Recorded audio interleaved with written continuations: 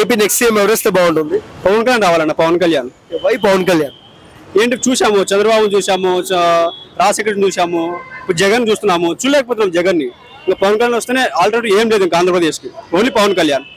టీడీపీతో పొత్తు పెట్టుకున్నారు కదా, ఓకే పర్లేదు, ఇంకా ఆయన రాష్ట్రం మంచి కోసమే పెట్టుకున్నాడు టీడీతో పొత్తు, తప్పులేదు. ఓకే. అండ్ కళ్యాణ్ గారు డబ్బు కోసమే రాజకీయాల్లోకి వచ్చారంటారు, మీరేమంటారు?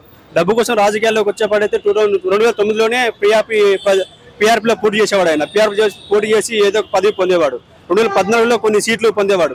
2019లో కొన్ని సీట్లు పోటీ చేసి పదవులు తీసుకునేవాడు. అటువంటి లేదు కదా, తెలుస్తుంది కదా. మొన్ననే విశాఖపట్నంలో బోర్డులు కాలిపోయాయి. 30 మందికి ఇచ్చాడు వెళ్ళి 50,000. ఎవరు ఇచ్చారు? ఎవరు ఇవ్వలేదు కదా. ప్రజెంట్ సీఎం 3 పెళ్లిలకు హాజరయ్యాడు ఈ 2 రోజుల్లో.